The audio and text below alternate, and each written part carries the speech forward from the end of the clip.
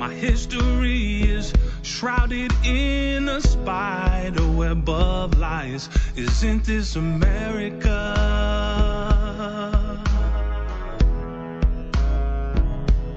Or is this America all a lie? Of the freedom of speech, somewhere I read. Of the freedom of press, somewhere I read that the greatness of America is the right to protest far right. How can I pledge allegiance to a country built on lies? Or raise my children to believe they're equal in its eyes? My leaders are assassinated for speaking their mind. So justice never tilts my way. I thought that she was blind. Isn't this America?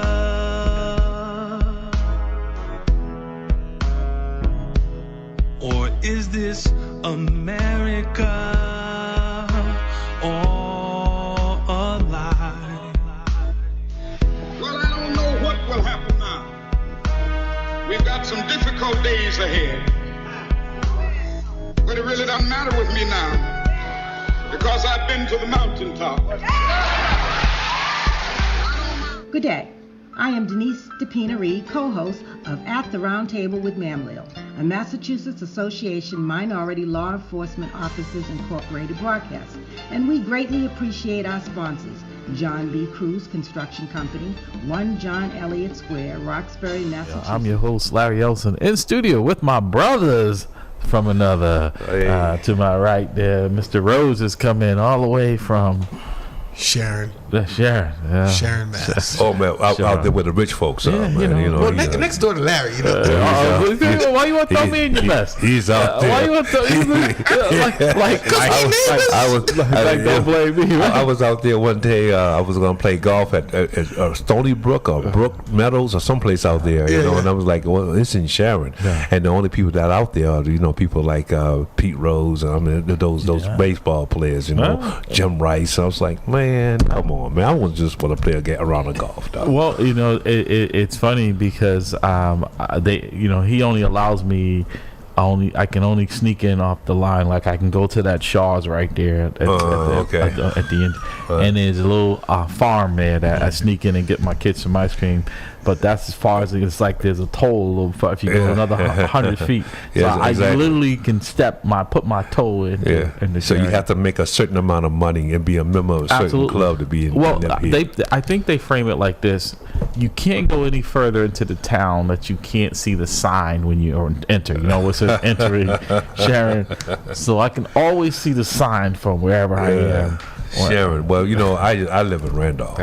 All the suburban black folks. Yeah, it is. Actually, that's where the majority of the family lives. I'm like, man, it would make it a lot easier if we all kind of lived in one neighborhood. Well, if you help them out financially, Sharon is not a cheap town to live in. It's not, but you know what? I wouldn't mind finding a nice place in Randolph to live. You could do well if you sell out Sharon. Yeah, I'm so poor I can't pay attention. You got to go outside to change. I'm serious, man. All right, that's how poor I am. We want to thank our sponsor, Guarantee Rate Mortgage Company, for all your mortgage needs. Get branch manager Cole Holberg a call at area code 781-342-0252. Guarantee Mortgage located at 75 State Street in downtown Boston, Mass. Guarantee Rate Mortgage Company, guaranteed to exceed your expectation. Also, a reminder: Pathways to Reentry Conference. Save the date, October 28th. That's next week, folks, from 9 to 2 p.m. It'll be held at the Northeastern University Curry Student Center at 360 Huntington Ave, Boston, Mass. 02115. Also, a reminder: the New Bethel Baptist Church Women's Only Conference will be held October 27th through the 29th at 11 Beach Street in Framingham, Mass. 01702. For more information, contact First Lady Vernice Jones at area code 617-275-9501. So we'll get into a little bit more politics in this hour. An interesting article Pastor Hobbs sent me in saying that the mayor has declared, if I'm not mistaken, that she's going to run for re-election, or I think that's maybe to get folks off her back, because the question keeps wandering as whether or not she's going to Cambridge. But interesting, in the Dorchester Reporter this week, it says the Democrat Party is running on empty. I am the co-chair of the Ward 15 Democratic Party Committee. We fashion ourselves progressive, diverse, active, and passionate about politics. It's from this insider perspective that I am looking at the party with a critical eye, and my conclusion is that it's virtually an empty shell, that many sincere Democrats are political ostriches with their heads buried in the sand. Two recent articles have highlighted an ongoing alarm of mine about the state of the Democratic Party, especially in Massachusetts. Reporter Matt Stout recently wrote in a piece in the Boston Globe in which, among other things, he divulged that the percentage of voters in Massachusetts who registered as Democrats fell from 49% in 1990 to 29% today. Independents are on the actual majority. Welcome, Dr. Bradley. At 61% of registered voters, with Republicans at 9%. Further, Stouts points out roughly 554,000 people have registered to vote since 2020, all as independents. Yet the Bay State is often considered the bluest of blue states, meaning the most democratic in the U.S. The divergence between appearances and percentages arise from the supermajority of elected officials with a D attached to their name, all statewide offices, supermajorities in legislation, as well as among county sheriffs, district attorneys. The conclusion: voters in Massachusetts lean left ideologically, but not because of affinity to the Democratic Party organization. And it goes on, we'll get to it. But it speaks to the conversations we've had, right? That Dr. Bradley, in Rhodes, there's been some conversion, right? Is that why put yourself in a category when neither side represents you? As an independent, you have options. You can, it's like you would not go to a restaurant and have them hand you the kids menu and say you don't get a chance to look at the whole list, right? And I think when you put yourself in one category, you're basically saying my selection is limited to. Well, first of all, I do thank you for opening my eyes up on being an independent. I am that. Although I still think, as a black person, I'm still nestled between two parties that really doesn't care about me. Right. You know, as it relates to what I'm going through. Right. You know, so they tend not to produce policies and practices that will address my need, recognize me as a black person with full citizenship in this country. Because institutions are still designed to, with me not in mind. Right. You know, so I think if for people of color, we need a third party that's going to actually address the issues that are concerning us as relates to getting full dignity and citizenship in this country. So with that said, and Rose, feel free, you know, first of all, you know, this is why we try to educate and inform, right? Is the article also alludes to that the vast majority still see this as a blue state, and I see it as an independent state. But again, I look at that menu analogy, right? There's not much of a selection there, right? Because if you're a Republican in this state, unless you're in a very conservative western part of the state where, you know, they probably don't even have street lights, it's unlikely you're going to get elected. There's very few people like, you know, but we have had, like Charlie Baker has been elected, reelected twice. Different kind of Republican, exactly. Though. Yeah. Mitt Romney was elected here. Yeah. Bill Weld. So we've had Republican governors here in the state.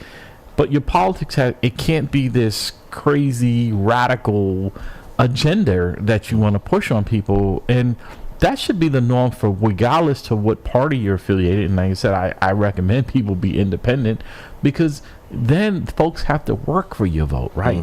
When this says that 61% of the people in Massachusetts now identify as independent. That should say that there is an opportunity for maybe someone who runs as an independent candidate as an option from a D or an R, because the vast majority of the people don't identify with either party, and which people consider as a blue state. How do we rectify that? Well, I don't think it's about.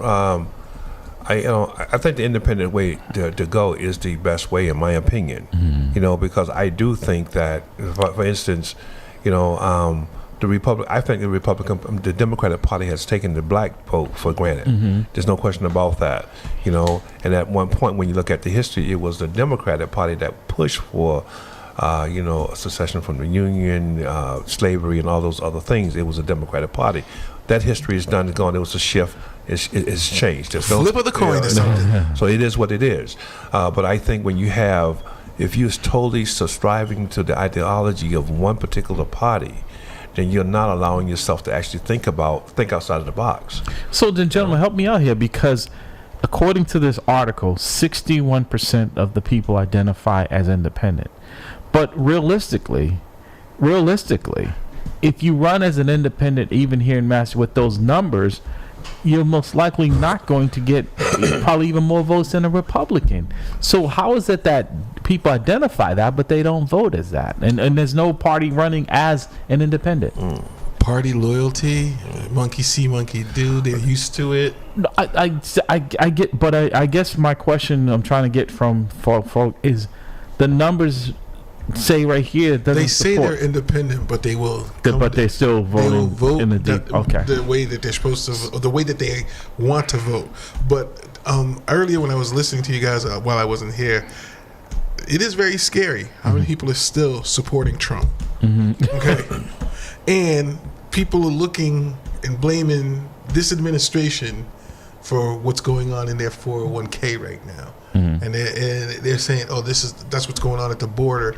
All these things that are going on, where the previous administration was a catalyst to where we are right now. But yet they're just saying they're willing to squarely put the blame on this administration. Well, I think Trump, when he passed that, got that massive tax cut for his rich friends. He called them and said, "Hey, I just took care of you."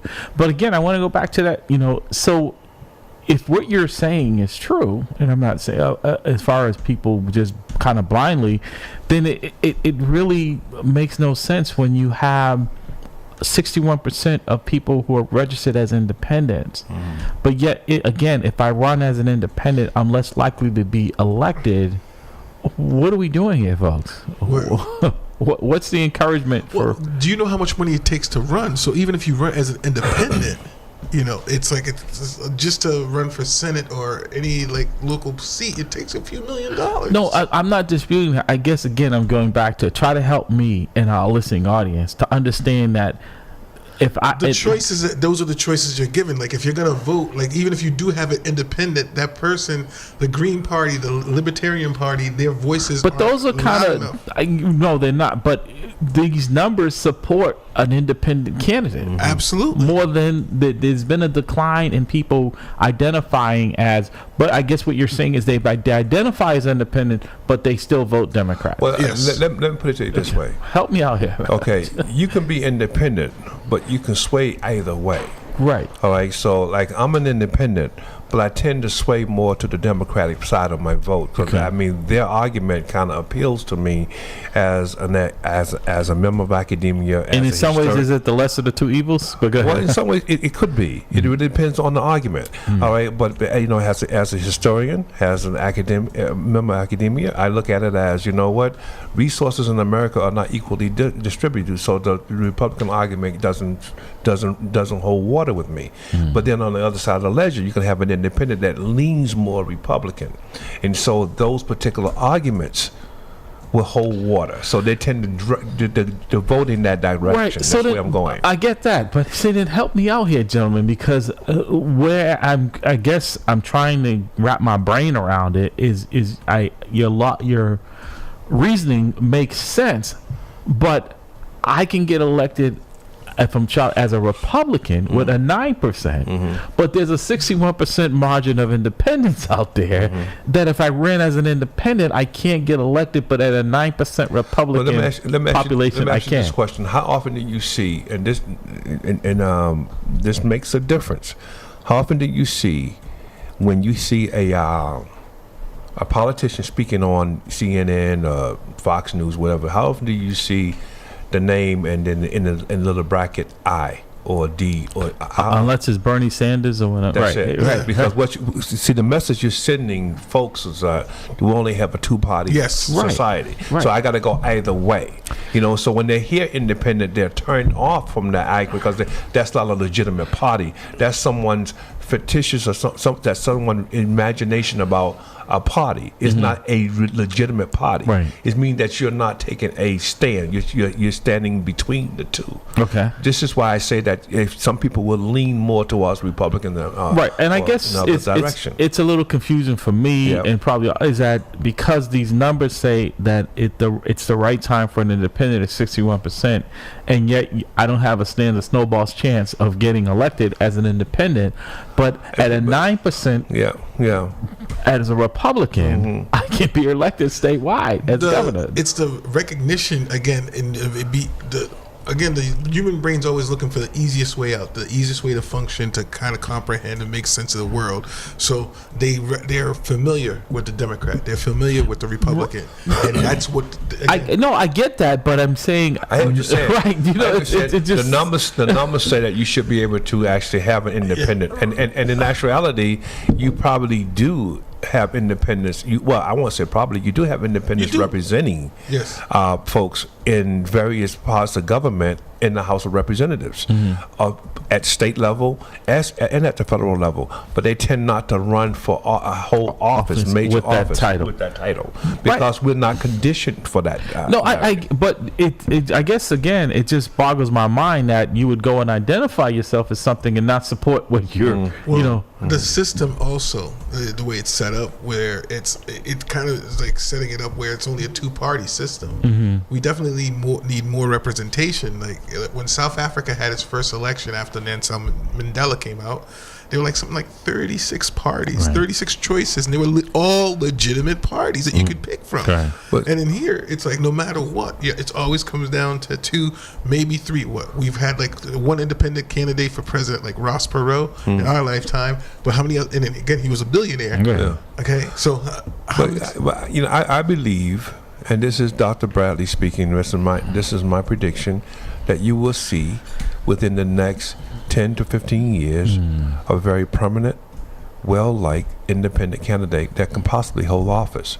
I think that party is growing. Yes. I think it's growing in the consciousness of America. Amen. Right now, in the consciousness of America, you have Democrats and Republicans, but I think you have this huge hue and cry for a third party, because neither one of those parties have done what they're supposed to do. And people are saying, look at the clown show in Washington today at the Republican Party. You know what I mean? And I'm telling you right now, that wasn't too far off when the Democrats had the House. It wasn't too far off. It's just that Nancy Pelosi had the necessary, experience to kind of corral those people. But I think you have this huge push for an independent party and other parties, because I think right now we have a two-party government, and neither platform is actually subscribing to all people. 617-282-0685 617-282-0685. Listen at the round table with MAMLEO. How you voted? Because it says 61% of the people in Commonwealth are independent voters. Are you independent? Are you Democrat? Are you Republican? Is that voter suppression? If 61% of us are trying to be independent, and we can't even register as independent? Well, it says that you are registered as independent. That has been the shift from Democrat, mainly from the Democrat Party, because Massachusetts has pretty much always been a blue state.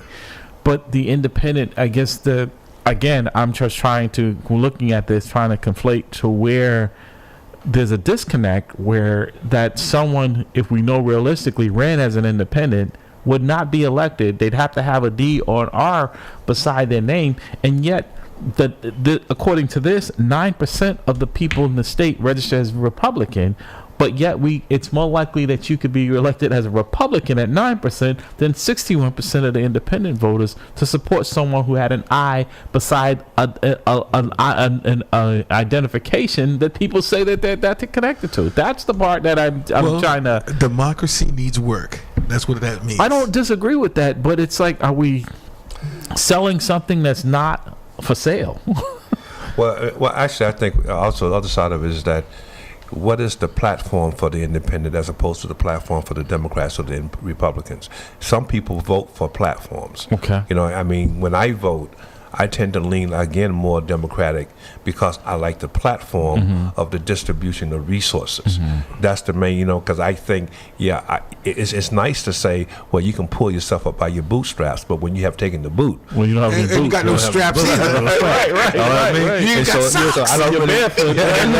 so I really don't subscribe to what the Republicans are saying because we know the resources not distributed. Well, and evenly. also, it's so funny how they always can say you can do things on your own, but when it comes down to like providing assistance to corporations, they never have a problem giving banks a bailout. There's always a bailout, right. Like Well, when it comes to You don't even get bail money. Yeah, exactly. Well, see, that's what I mean by the platform is that they're really gearing their resources towards maintaining The status- corporations, yeah, the status quo. status quo of the rich, whereas the Democrat looked more to the poor and more the liberal. So, but even in that argument, they have not been really truthful in actually doing what they need to do for the people. So then, gentlemen, how do we get folks to be engaged politically? You teach public policy, your PhD in public policy, you teach different aspects at colleges, but I guess because I think folks have figured out until now it starts to become more real with this kind of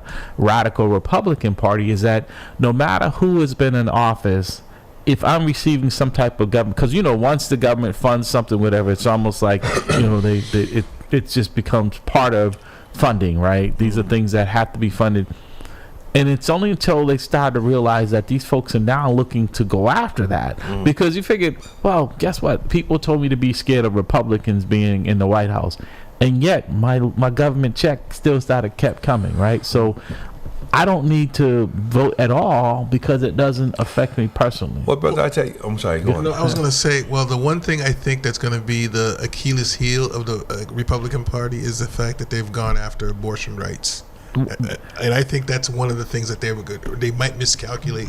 With women, yeah, we've seen that. Because yeah. a lot of states where they're Republican and they put it out to the people to vote, the people are voting to keep abortion legal. Right. So it's not, obviously the people are speaking. But I think it said they were saying like the Republicans, the dog that caught the car, they caught. It was much more powerful than he thought it was. Right.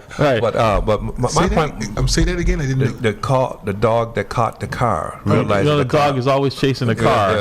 And because he never catches it, and then all of a sudden you bite it and you realize it's not as easy as I thought. Oh dear, it was fast.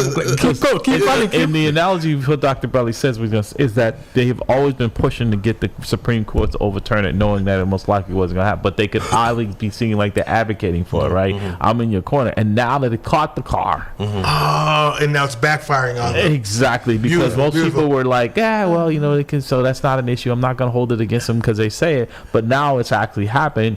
They were running and thought it would be popular. Now they realize it's not. Yeah. So you don't even hear Republicans really even talking about it. And I think the Democrats, that's what they should harp on. They're running on. That's what they exactly should harp on. Yeah, I think they have really alienated that demographics. But what I was going to say is that because you were hopping on the money, the dependent check coming into the welfare system, But I and this is just me speaking, just looking forward for the next 10 to 15 years.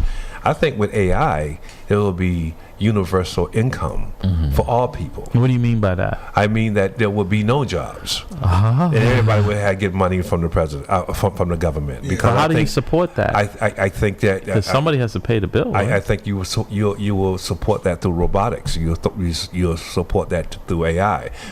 Think of it this way. Think of, when I was a young boy back in the 20th century, I used to go to various places, and when they have elevators, they had an individual who will operate the door. You don't see that today. No. AI took that away. When I was a young boy, I would dial 0 and I'd get an operator to be switched. Information. You don't see that anymore. Right. AI took that away. When I was a young boy, I used to travel with my daddy and my uncles going down west in Massachusetts, and used to go to the toll booth, and you had to collect. You don't see that anymore. AI took that away. Now, individuals were... And speaking of your travel, I'm just going to throw this in there. You used to have to buy those maps if you were going out of state. Exactly. Right now, you can... So AI took that away. All right? So... those individuals who occupied those jobs was trained in something else. all right, and then they're doing other jobs. Well, what happens now if AI takes over all the jobs? That's what I was giving you. How So- do you now reach? Right. How do you train? Well- How do you teach? Even in my level, when I'm teaching at a college, but AI is doing that. So how do you retrain me? So there's no jobs to be retrained for, and that's why I predict that you may But this have is universal so. But then it goes to then how do you pay for all? Because usually with those jobs, the government, the only thing they do how they make money is from taxes, right? So if you have all of these and no one is providing any revenue, because machines don't pay taxes. But let's define what revenue is, though. Is revenue as today may be the revenue that supported the 20th century economy, but the revenue for the 21st century may be bitcoins. It may be something of other value. No, I get that, John. But I guess what I'm trying to understand here is that I have a grocery store, even if it's run by AI. How do I make a profit if you have, if you're even the government, right, and you're running a deficit, which we always are, what's the return or the exchange for me for my services or my products? It'll be compensation of whatever we value at that particular time. We call money, because So I'm still getting more like a bartering. So then you could be that, or I'm still getting universal pay. Money is still flowing through the economy. I'm just not working for it as an individual. The robots are. So when I go to the store, I'm still giving that robot $1. I'm still getting a robot. But where's the dollar? Okay, so you're still saying that the government is still taking money in, but you have less money that you're taking. America prints its own money, Doc. Right, but I guess again, it doesn't. We don't have to go. If I've taken away 90% of the workforce, because I'm saying I don't think people would ever be comfortable with. I mean, even now where they have these robotic cars, and we're seeing some of the problems with that because there's no human in there.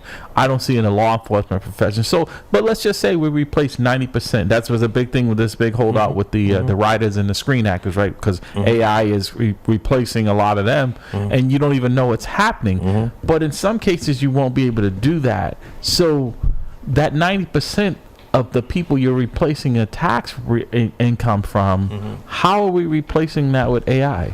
We're replacing that with AI because AI will be consuming all employment.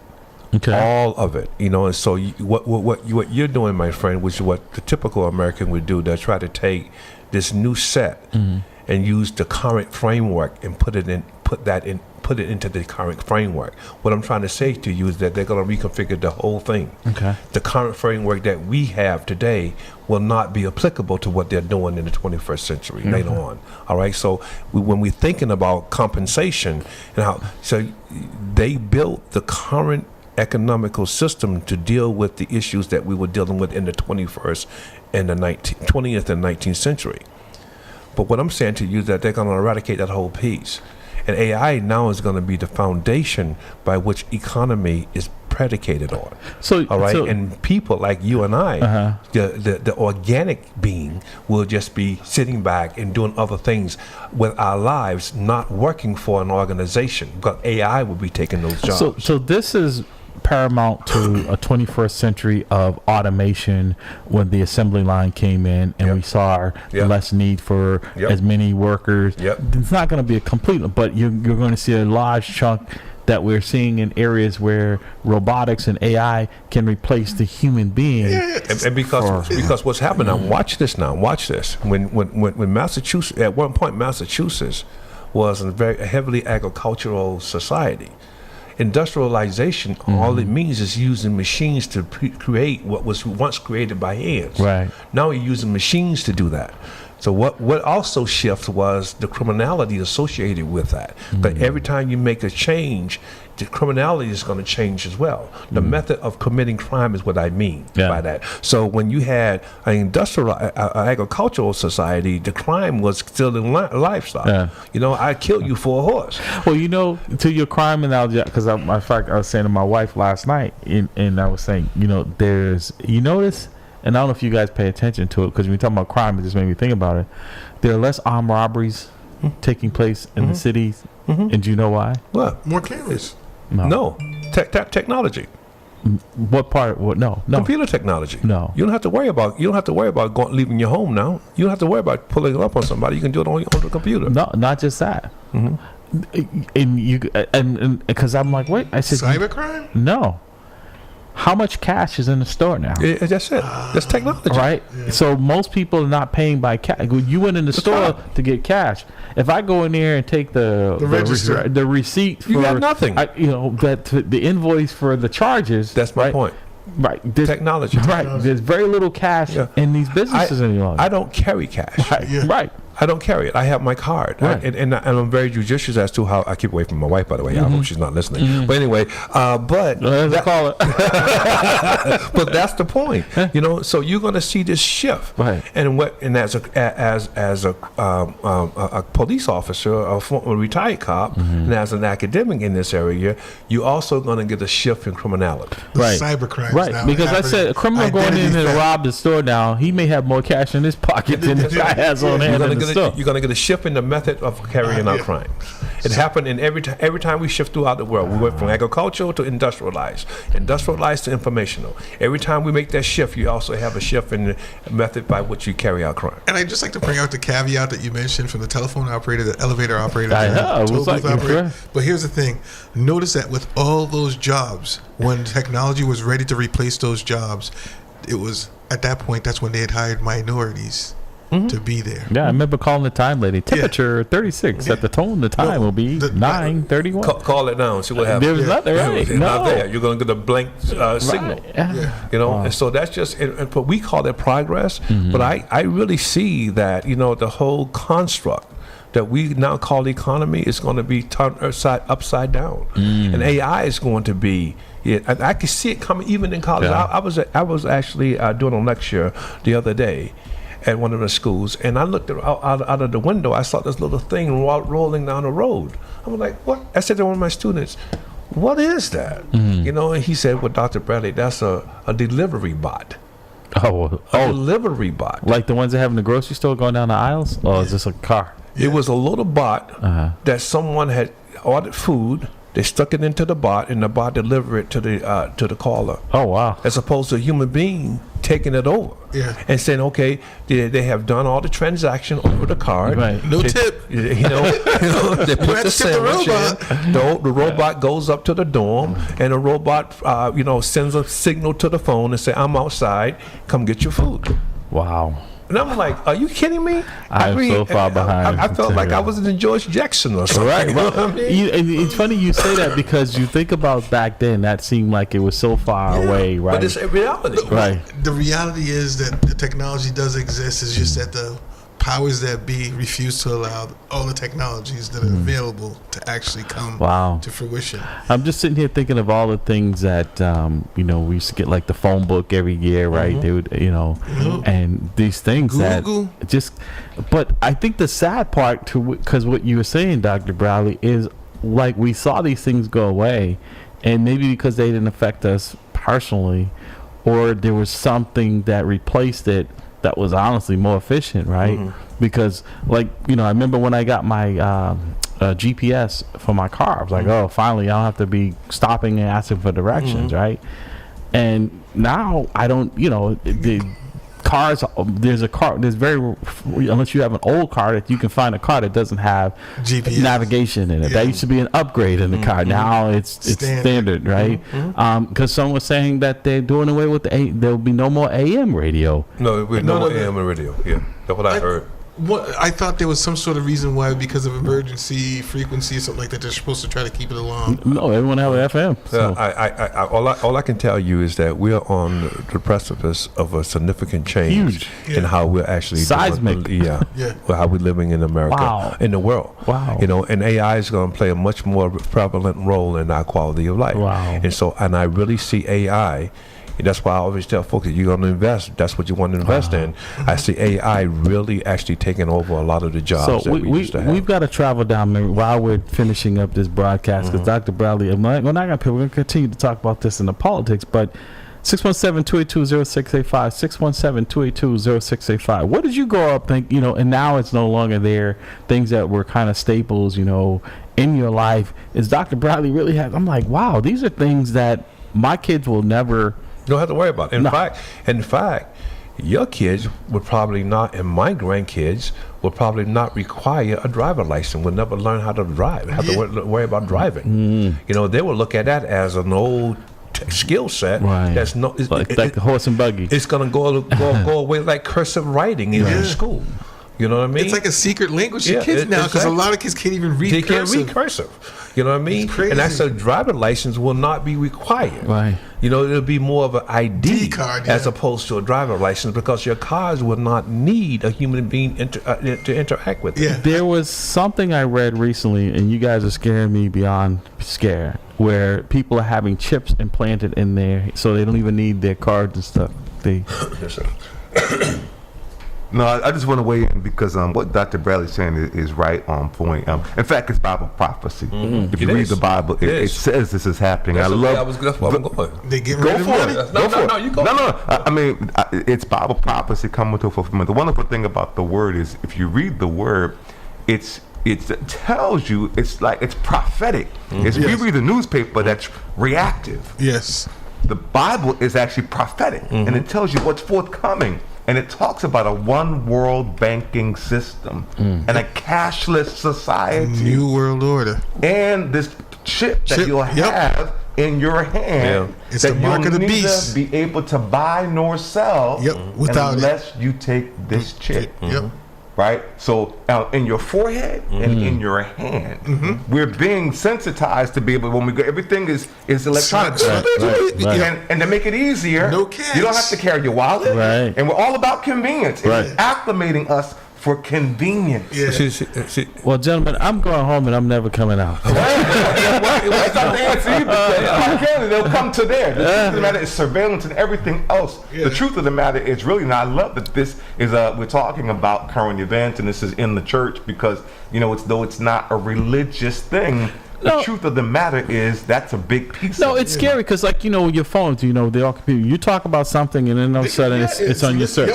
I'm like, wait a minute, I was just talking. Right. So, it's really scary. Like, I leave the phone someplace outside of my bedroom because I don't know if somebody's watching me sleep. I was talking to my sister. I was talking to my older sister last night, and we were talking about this. Kind of touched on this issue, and I was explaining to her that I was talking to my wife about a particular type of golf ball that I like to play. It's a new golf ball by TaylorMade, and I really like the golf ball. I usually hit Titleist, but now I'm gonna go over to this ball. And so my wife was like, well, you're going to pay that kind of money? I was like, well, you know what? I don't really do much. And the next thing I knew, I'm getting ads for the golf ball. Wow. And then it dawned on me that the phone was listening to the conversation. So I'm like, man, so if I was getting personal, you know what I mean? Right. People know my stuff. So you have to. So we're going to be getting calls from the mayor's office. It's interesting. The sad thing about it is we talk about, personal, and the truth of the matter is there is no personal. No, it's not. Everything we say, everything we do is captured in a cloud, is captured algorithms, and there's another whole level of surveillance. Even if you do DuckDuckGo or you don't sign in and you go in anonymously, it's still tracked. Delete, whatever, it's there. I was talking to an IT guy and he's like going and he was showing me through Wi-Fi he can actually see everyone's passwords, because he can go, he says, no matter what, because he's the tech guy behind the scene, he can see your password. No, it's like you think about it when you go. Most employers now, they have a card you scan. You don't even have to take it out of your wallet. And so that's a way of tracking who's coming. Where before I could go into work and punch me in right in the not clock. even a punch. Most of the time, there was a code, but it was the same code for everyone, so you couldn't distinguish who came in. Now they know if you came in, what time you came in. Well, I mean, the idea, and people don't really think about this, but the idea around databases, and some of these databases will appear to be innocuous. Like, for instance, when I spit it into a cup and send off to the lab for to find out DNA, who I am, right, genealogy, all that stuff is going to various databases around the world. When you take a picture, like my wife and I signed up for Clear. so we can get through the line very quickly. Well, that's a database that when I now go in and I buy something, it checks all these different databases electronically without even any intervention, any involvement with a human being. The system does it. You know, there were a couple of robots. I think it was YouTube or one of these, or maybe Google created 2 robots that were talking. They start to talk in their own language, and that's why they so just they shut them down because their AI got more advanced than they thought it was going to get. Yeah. So they start talking to each other. They were like, whoa, and they shut them down. You know, so what I'm saying to you, brother, is that this is not too far off. Yeah. This is going to be in our lifetime. Yeah. We will have cars that we can sit in and say, well, take me to Atlanta. Yeah, and bam, we're going. Yeah, and we don't have to interact with it at all. And so that's why I say you're not going to have licenses. Yeah, the kids don't need licenses because you talk to kids and I don't have a. They're like, no, I Uber and Lyft. I was like, are you serious? They're like, no, like they don't even get the like when you were 16, you couldn't wait to get your license. Your learner's permit. Right? No, they just want the phone. They're like, Mom, Dad, I want the app. That's right. That's literally what they want. When we took Jada to school in University of New Haven, just blown away. You know what I mean? And you listen to this, brother, because you're coming to this, all right? And I'm like, okay, this is the last one. I have 5 kids. This is the last one. We're done. My wife and I are going to be able to. So I'm saying to her, honey, what do you need? You know, and she was going to all this stuff. I said, what about the TV? She was like, TV? Dad, I don't use a TV. I was like, but wait a second. You want a nice flat screen? She goes, I got it on my computer. All I need is one little projector. I can project it, everything I want to see. That way I don't have to worry about commercials. And I was like, oh, okay. The mindset is entirely different. This is why I say to you is like, when you think about AI, don't take the current construct that we're dealing with today and try to fit it into that. They're going to redesign the whole thing. Wow. The whole thing is going to be redesigned. You can actually, you talk about, you literally your fingerprint, right? Eye recognition. You ain't even got to touch, just look, your eye. Right. Yeah. That's you. You know what I'm saying? And things open, close, whatever. But in China, they actually have a merit system based on facial recognition. A marriage system? A merit system. Oh, merit. Okay. So, literally, if you're a good person or whatever, they give you better credit or what have you. But, if you're a jaywalker, they monitor you for jaywalking, for spitting on the ground, things of that nature. But, again, their AI is that advanced where it literally is tracking you. That is scary. Oh yeah, it's very scary. I mean, when we went into Clear, I'm saying to this little white woman, I'm like, listen, you can't, this thing is not good enough to look at all this, look at this juicy blackness, you know what I mean? And I love this because it's a token of my people's ability to be resilient. Although you try to destroy me, but we keep coming back. You know what I mean? So I love that about me.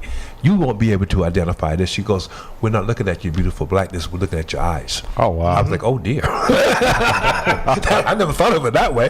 She said, we're actually targeting your eyes. And then we'll look at your eyes, and we'll determine based on this algorithm, and we'll bring you up real quickly. And sure enough, bam, every time, bam, it comes right up.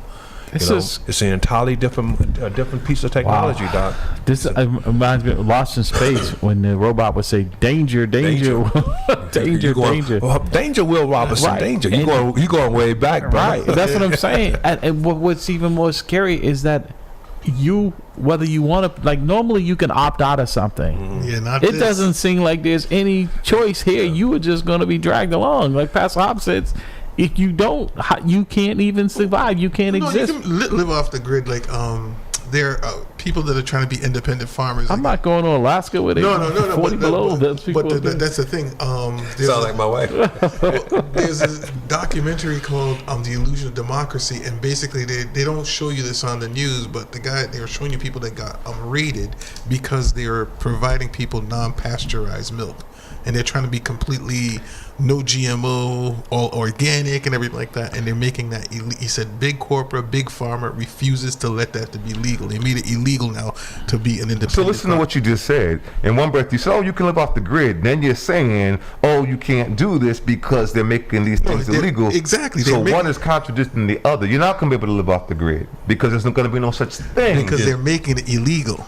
That's You can technically live off the grid, but Okay. they're making it illegal for you. Because That's the point. As they're making things, and that's going to progress. This is what I'm telling you prophetically. As things become, it's going to be illegal to live off the grid. Right. You're saying the same thing. There's a mom and pop's store on down the street from me that Not for sells, long. right, and it's a little almost no bigger. It's probably smaller than this, and I see that they have non-pasteurized milk and all that. And I went in there one day, just everything in there is supposed to be organic. Yeah. And I'm saying to myself, okay, what does?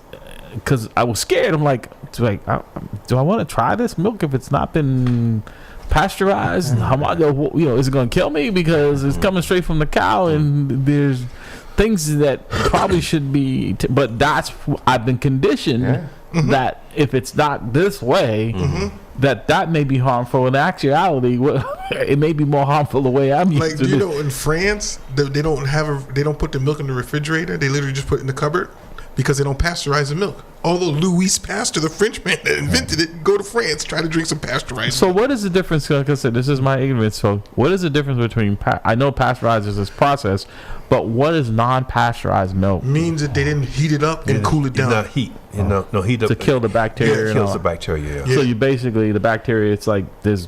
Whatever the cow has, you eat. You're consuming. Yeah. Okay. And as a Put it matter that of way. fact, like a lot of the medical, You look like you got lockjaw. I do. You had some milk too, so I don't want a milk mustache. No more milk mustaches. Wow, this is But the reality is that it's all about conditioning, though. Yeah. You know what I mean, and that's why it's going incrementally. It's not all at one point. And think about it. At one point, you had a full phone booth. Right. All right, complete phone booth. Yeah. Superman was jumping the phone booth and he was changed. Then he came back. It was only half of a phone booth. Right. All right, and then he came back. There was no phone booth. Right. And the rotary. So, and then there was no rotary. And then the next thing you know, you had variations of this guy. And then you had the big recorders, but now everybody got it on the phone. So everything is done incrementally, and as a part of that incremental change, conditioning is happening simultaneously. And let me tell you why you guys are scaring me, because even more so, like last week, my daughters, thank goodness, they're avid readers. The oldest one, the little one's, she's still learning, but the oldest one, she reads. She'll go through 9 books in a week. Beautiful. And I'm not talking about little books. No, encourage her and keep her. Oh, absolutely. Always praise her Absolutely. for doing that. No, I do. I want a book report and give Daddy book reports. And stuff. No, Like, and I go to the library with her. We're sitting there and we're encouraging. And we were there last Saturday to get some more books in the library, and like they had a cart there with all of these free. Yeah, they gotta throw out the books. Not books, the DVDs. Because nobody had DVDs anymore. And I'm like, and so, and I'm me looking, I'm like, free DVDs? And then I thought, I'm like, wow, we don't even have a DVD player in the house, right? So it dawned on me that, remember when they first came out, you had a DVD player, and then when you got one in your car, you would really, and then when you had a multi-disc CD player in your car, you would hit the, you were the thing. And I'm saying, wow, they're giving this away. Yeah, I have one in my car. I don't even use it. Right. Yeah. But I'm looking at this gentleman, and I'm like, even all these, there must have been about 100 of them there, right? And yeah, I still took some because I'm like, well, maybe I'll find something, because I couldn't wrap my brain around.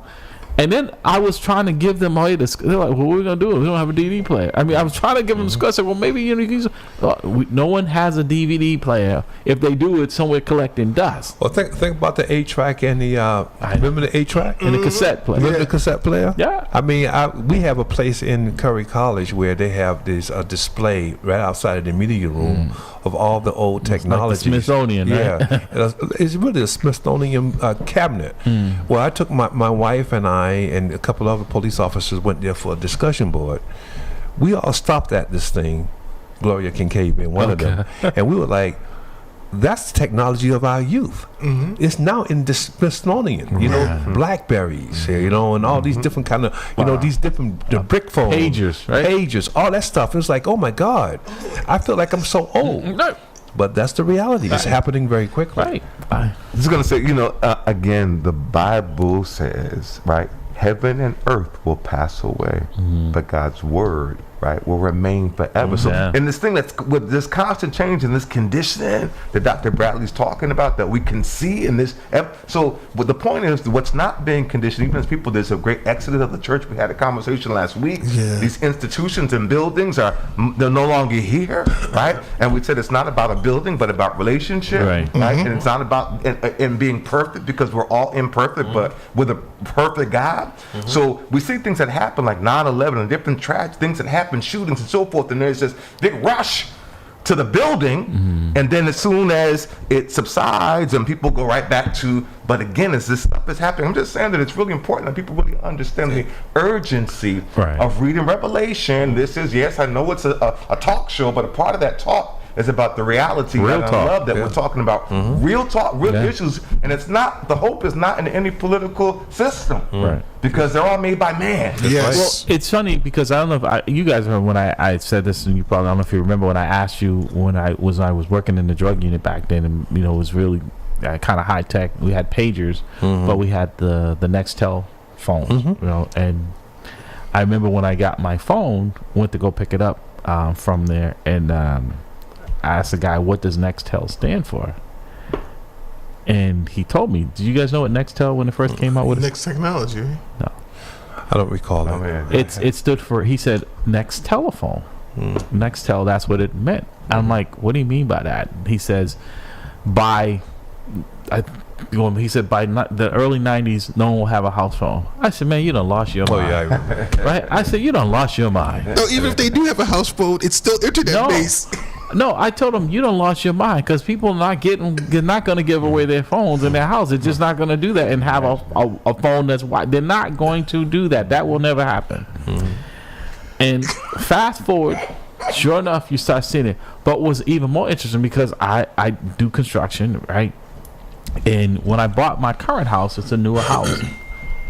And what struck me, I'm walking around and I'm like, no jacks. Yeah. So my mom, when she was still alive, she still was for the school of, she wanted a hardline phone. Yeah. So we had to pay someone to come in and run a wiring for a jack in the house. Sure. And when I called the phone company to want to put, they're like, huh? We don't do that anymore. Yeah. When's the last time you saw someone up on the pole? Right? A phone guy, right? A truck pull on the side of the road, right? Yeah. And so these are all, while we're having this conversation, I'm just going back down things that kind of went and by the wayside. Yeah. No fanfare, and we didn't pay any attention to it. All we do is get the net result of it is the phone itself. Right. Now, my wife and I have been debating this for the last 10 years over a wired line to our house. And I'm saying, why am I paying for this? And she said, well, I want this because of, we lose electricity on so on and so forth. So make a long story short, we still have it. Right. All right? Because it was part of your upbringing. Exactly. Your children will never have Exactly. one. But all my calls come through this. I mean, how many people can actually remember a number to one of the individuals that they're calling? I don't know. I mean, just your house number. I very seldom know that. I don't know my own number. But if they do, it's a telemarketer. It's nobody that knows you calls your house. What I usually do is go to the phone. If I want to call my sister, I press their name. Yep. Right. I would press Hattie. I press Lizzie, Anna, whatever I have to do. To that point, growing up, you knew everybody's number that you need. Right. Exactly. Right. Now you do the number. Now you have to just know the name. Right. Yeah. I was so embarrassed one day. And they asked me for my wife's number. You know what? I mean, you used to get in trouble if you didn't remember anniversaries. Yeah. But the phone number you remembered, right? Yeah. I couldn't remember my wife's phone number. My wife asked me her phone number, what her phone number is. I said, wife. His wife. I mean, that's what I have your phone is. His wife. But you made a practice of remembering these numbers in your mind, right? Numbers that you called all the time. And now, like I said, I couldn't tell you what I couldn't tell you what Rhodes. Like you said, he's Rhodes, right? Yeah. I go and look for the name. And I just press the button. Yeah. That's all about. That's the conditioning I'm talking about. That's all the conditioning. So you're making that transition from remembering numbers and associating numbers with people, now associating names, and the names is associated with the number. And it's making people our memory and those kinds of things. And people in stores, they don't know how to count Big Mac. Push the picture. Right. That's what you're saying. They don't count back. Right. They don't have any idea. I'm gonna be honest with y'all because the statute of limitations have run out to what you're saying, Pastor. I was in the store one day and I had cash. But I know that stuff people don't use. And the girl and I said, "Oh wait a minute, I have to change." And she was almost in crisis mode. Because you have to calculate She now. gave me back $5 too much, and I was like, you know what? And I said, I know, because if this is where we are, it's like Monopoly. Bank error in your favor. Collect your $5. I'm leaving out of here with this extra $5. Yeah, that was yes. It's literally yes. Same story. Yeah. The kid gave me back the change. I was like, wait a second. Do you not understand? I was like, forget it. I mean, take my money and leave. They give you more change, but more complaint. Right. Exactly. Shocked if you come back and be like, "Excuse me, Right. you gave me $5 too much." If that button doesn't tell them what to do, because see, I grew up, I worked in my uncle's grocery store. So did I work in the store as well. They told you how much it was, but then you had to calculate the change. The cash register didn't tell you how much they, and so I'd have to write it down and divide, do the math. But my brain, these kids don't have to think nothing. They don't. Nope. Push a button, package is delivered. Well, think about what that does when you're in control of society, though, because it created a constituency that are not used to thinking. That's right. Yeah. And so, if they're not used to thinking, they're not used to challenging. If they're not used to challenging, I have my way. So you have to start thinking about if I actually have people actually depend on technology. I control technology. Control them. If I control them, you see it. This is crazy, gentlemen. We got a couple of minutes, and you all have scared me, there, man. I'm not even gonna walk outside. Somebody's got to drive me home.